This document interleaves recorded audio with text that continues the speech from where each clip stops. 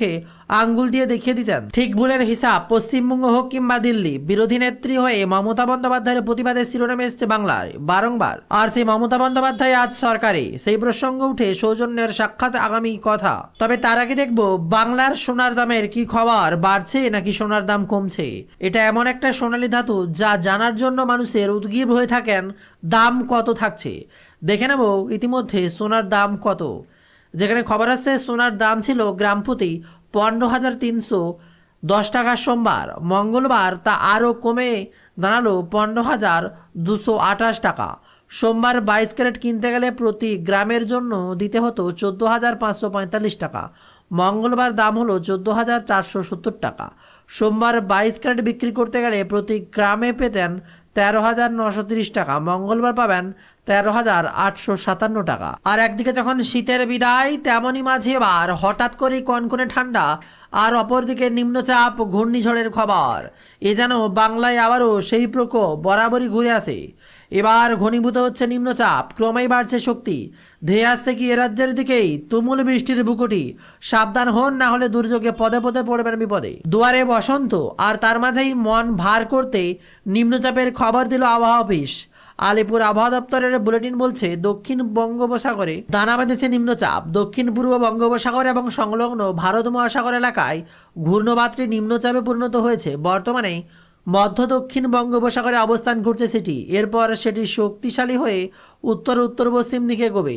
পূর্ব ভারত মহাসাগর এবং দক্ষিণ ভারত বঙ্গোপসাগরে অবস্থান করবে 8ই ফেব্রুয়ারি নাগাদ। যদিও আবহাওয়া দপ্তর জানাচ্ছে এর সরাসরি কোনো প্রভাব নেই বাংলায়। আপাতত তাপমাত্রার বড়সড় পরিবর্তন নেই। সকাল এবং রাত্রে শীতের হালকা আমেজ রয়েছে, দিনে শীতের অনুভূতি কমবে। আরও 2 দিন একই রকম আবহাওয়া থাকবে বলে খবর। বৃহস্পতিবার থেকে বাড়বে তাপমাত্রা।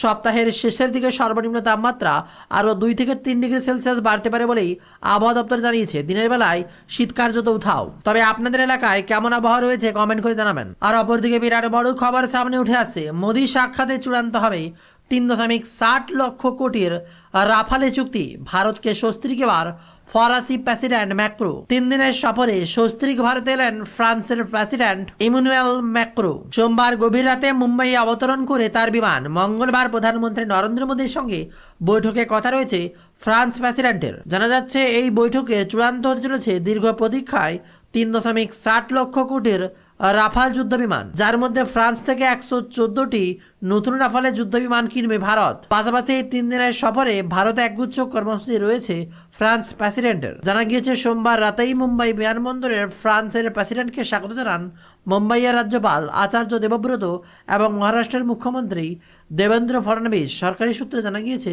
3 দিনের এই সফরে মঙ্গলবার মুম্বাইতে প্রধানমন্ত্রী নরেন্দ্র মোদীর সাথে বৈঠক করবেন ম্যাক্রো। বুধবার তিনি যাবেন নয়াদিল্লিতে। আর দিকে আবার বিধানসভা ভোটে প্রার্থী খুঁজছে তৃণমূল। জানাজানি হতে এবার ভুরি ভুরি আবেদন তৃণমূল কংগ্রেস ভবনে। বায়োডাটা নিতে বসলো এবার ড্রপ বক্স। নজিরবিহীন বিধানসভা ভোট আর প্রার্থী হিসেবে আবেদনের আমন্ত্রণপত্র জানিয়ে ড্রপ বক্স বসলো তৃণমূল ভবনে। আর তাতেই ভুরি ভুরি আবেদন পড়ল শুরু হয়েছে তৃণমূল সদর দপ্তরে। প্রথম দিনই রাজ্যের বিভিন্ন জেলা থেকে প্রার্থী হতে চেয়ে অসংখ্য আবেদন জমা পড়েছে ড্রপ বক্সে। তৃণমূল সূত্রে খবর 2রা মার্চ পর্যন্ত ড্রপ বক্স থাকবে ভবনে। তারপর শুরু হবে বাছাই পর্ব। যদিও গত কয়েক মাস ধরে বিধানসভা নির্বাচনে প্রার্থী নিয়ে আলোচনা শুরু করেছে তৃণমূল কংগ্রেস। তবে এবছর প্রথম নয়, আগেও পুরোদমে বঙ্গে বিধানসভা ভোটের দামা বেজে উঠেছে। এবার চমকপ্রদ পদক্ষেপ তৃণমূল ভবনে। দলের বার্তা, কেউ যদি প্রার্থী হিসেবে চায় সেক্ষেত্রে তৃণমূল ভবন নিয়ে আবেদনপত্র জমা দিতে পারবে। আর এর মাধ্যমে তৃণমূল ভবনে বসানো হবে ড্রপ বক্স। পাশাপাশি এবার ভোটের তহবিলে অর্থ সংগ্রহের জন্য আলাদা করে ড্রপ বক্স বসানো হবে। আর সেই পরের খবরে মাত্র বিরাট বড় খবর, ইভিএম নিয়ে হইচই। ভোটের আগে এবার ভোট গ্রহণ তালিকা ঘোষণার আগেই ভোট দিতে ভোটারদের লম্বা লাইন। বিরাট বড় খবর সামনে। 2026-এ ভোটের দিনক্ষণ এখনো ঘোষণা হয়নি চূড়ান্ত ভোটারের তালিকা। তবে তার আগেই হয়ে গেল ভোটদান পর্ব, যেখানে সামনেই 2026-এর বিধানসভা ভোট। আর সে কারণে ইভিএম ডেমনস্ট্রেশন চলছে ধূপগুড়িতে। আর তাই ভোটদান পর্ব চললো ধূপগুড়িতে। এত কিছুর মাঝে যে ঘূর্ণিঝড় প্রবেশ করছে তার দিকে তাকে সবাই যেন ভয়ে সেটিয়ে যাচ্ছে। ধেয়ে আসে মরণ ঠান্ডা মেরু ঘূর্ণি, ভয়াল পোলার।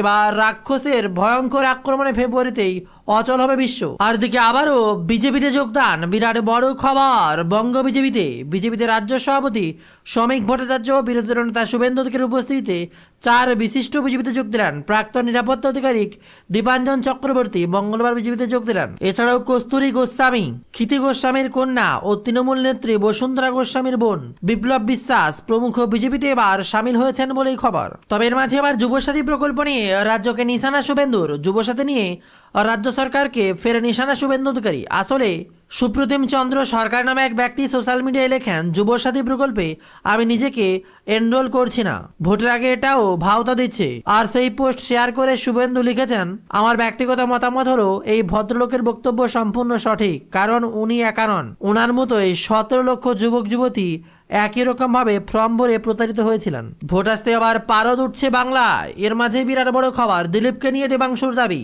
অমিত শাহের সঙ্গে শুভেন্দু অধিকারীর বৈঠক নিয়ে বিস্ফোরক দাবি করলেন তৃণমূলের social media incharge Debangshu Bhattacharya. তার মতে নির্বাচনের কৌশল নিয়ে আলোচনার দাবিটা নিছক লোক দেখানো। আসলে দিলীপ ঘোষকে শ্রমিক ভট্টাচার্যের পুনরায় সক্রিয় করে নয়, শুভেন্দুর সমস্যায় পড়েছেন। দেবাংশুর দাবি, নিজের লোভী বজায় রাখতে দিলীপ ঘোষকে প্রার্থী হওয়ার কথা আটকাতেই শুভেন্দুর আলাদা করে বৈঠক করেছেন বলে খবর। এছাড়াও আছে একের পর এক গুরুত্বপূর্ণ তথ্য।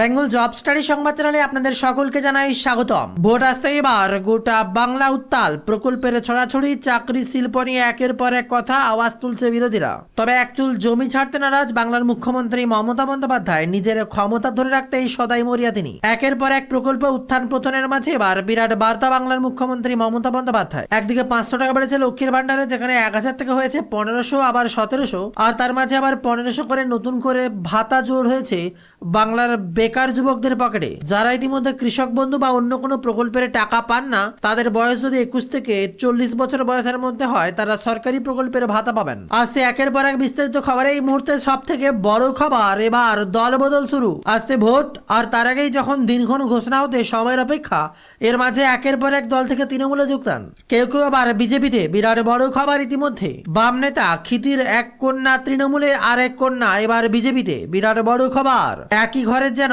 দুই সেতু দুই দিকে। ক্ষিতি কন্যা কস্তির বিজেপিতে যোগদান করায় তৃণমূলের মুখপাত্র তন্ময় ঘোষ বলেন, বসুন্ধরা গোস্বামী দীর্ঘদিন ধরে আমাদের সঙ্গে রয়েছেন, কাজ করেছেন। গণতন্ত্রকে কোথায় যোগদান করবেন তাদের নিজস্ব বিষয়। কেউ যদি মনে করেন সাম্প্রদায়িক শক্তির সঙ্গে থাকবেন, তাই কস্তুরী বিজেপিতে যোগ দিয়েছেন। তবে আসন্ন বিধানসভা নির্বাচনে গেরুয়া শিবির তাকে প্রার্থী করবে কিনা তা নিয়ে জল্পনা চলছে। একই সঙ্গে উঠছে প্রশ্ন, একজন বাম নেতার 2 কন্যা অন্য 2 রাজনৈতিক শিবিরে যাওয়া নিয়েও আরএসপি তথা বামেরা কেন একজন প্রয়াত বাম নেতার 2 কন্যাকে তাদের সঙ্গে রাখতে পারলেন না, সেই প্রশ্ন এবার বারে বারে উঠছে। কাস্তারি বিজেপিতে যোগদান করায় তার দিদি বসুন্ধরা বলেন, এই নিয়ে আমার কিছু বলার নয়, হয়তো কোনো রাজনৈতিক লক্ষ্য ছিল, সেটা পূরণ করার জন্যই যোগদান করছে। এটা মানুষের ব্যক্তিগত বিষয় বা ব্যক্তিগত ব্যাপার। আমি কি বলবো, আমার সঙ্গে খুব একটা সদ্ভাব নেই, তাই আলোচনা কোনো প্রশ্নই নেই। আমার মাও জানতেন না, এমনই খবর এবার সামনে উঠে আসে। আর এর মাঝে সাক্ষাৎকারে মমতা বন্দ্যোপাধ্যায়কে নিয়ে একের পর এক বার্তা।